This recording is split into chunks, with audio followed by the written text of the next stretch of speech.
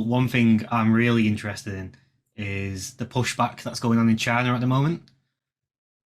It's been a long time coming, and I don't know. When I heard about the pushback and I've looked into it and I've seen the protest, I get a sense of pride from it in the sense that I'm happy and I'm proud of the people in China for fighting back, Hmm. or at least standing up to something which has been completely inhumane on China's part. But we good to hear Yeah, everyone else's thoughts. yeah. I made a video on that. I think it was yesterday.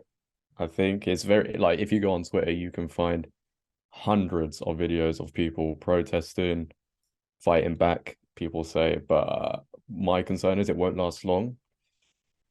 I think the Chinese authorities, Chinese government, are probably the toughest government out there.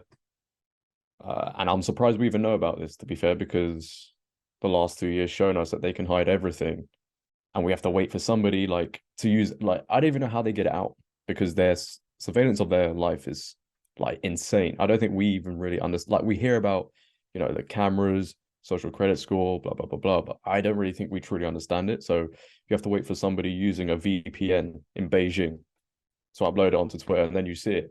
And somehow all of these are now coming out, and it's so strange to me that now everybody's talking about it because the media especially tend to ignore everything.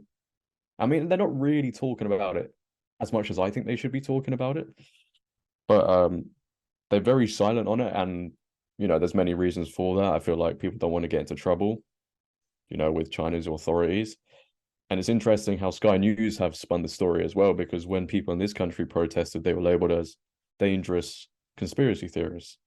But then I saw an article the other day by Sky News saying this is a brave act by the Chinese people. So what's the difference between us doing it and them doing it? I was gonna like say the exact same thing. Like moving away from how China are dealing with the protests, more how the West are portraying it. And when you think back to when COVID was a big thing in the West, and the Canadian truckers were all protesting, they're all seen as alt right wing conspiracy theorists, and Canadian government was shutting down their bank accounts and weren't able to access any funds.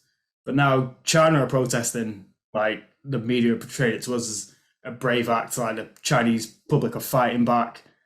But when we're protesting against our government, like we're just labeled straight away as conspiracy nuts. Well, it's crazy because I think it's just propaganda for everybody to then dislike China even more. Because in the news, we're told as China is this scary country, which by all means they are. They control so much, like financially. We get everything from China as well. So I do think the protests might. I don't know how long they're gonna last for. That's the thing, because like, how long can you protest before you just give up? But I was listening to, I don't know if you've listened to Redacted, Josh. It's two American presenters who just basically give you an alternative spin on the news. Well, maybe you could. I don't know what I consider the truth and what's not the truth, but just give you Fox, I think, ex Fox presenters that give up working for mainstream media. mainstream. And yeah, they've set up a YouTube channel. I was listening to that literally just before the podcast, and they were saying that the lockdowns in China, the government are starting to like slow them down, like get rid of them. They released a video, whereas when usually all the government staff are wearing masks, but they released a video I think today or yesterday, and none of the government officials were wearing masks. So they were implying that the protests are actually working, and the Chinese government are giving the people what they want. But I don't know. I mean, like I said in the video, like this will be in the news for like a week, and then it will be something else, and we won't hear about China for like another few months when more people are protesting. Everything is so hidden over there. We don't really know, as they did when everything first kicked off 2, 3 years ago. We didn't really know what was going on, and they still try and hide it now, but that's due to our media and their media as well. I, I, I mean, it's very hard to talk about China because, like, I, I just don't see how a government that has been that strict for many, many years is suddenly now going to allow their people to have all the freedom.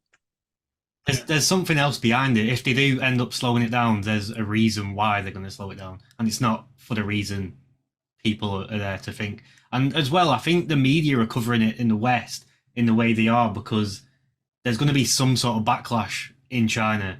Their government, the CCP, is going to do something to these people, and I guess the media are just seeing it as they obviously know there's going to be a backlash.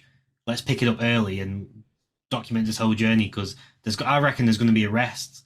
There's going to be, well, it's probably even worse than arrests over There there. has been arrests. I don't know if you saw a BBC. Apparently, who knows if it's true these days? A BBC journalist got arrested the other day.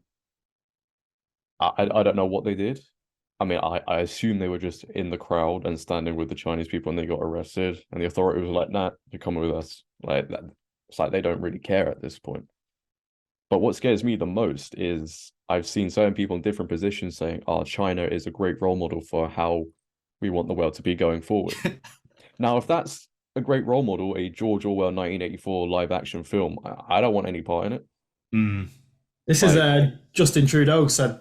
I think he said those exact words. He wants that for China, doesn't he? For Canada, sorry. Yeah, he wants that in Canada. Well, it's interesting how he spoke out against it. He said, "Oh yeah, we stand with the Chinese people," after he just got grilled by Xi Jinping like 2 weeks ago at the G20 thing. But then the Biden administration are sat there saying they're not really talking much about it. So that's strange to me. I mean, I saw Rishi Sunak in a video the other day saying the golden age between China and England is over. Didn't even know there was a golden age.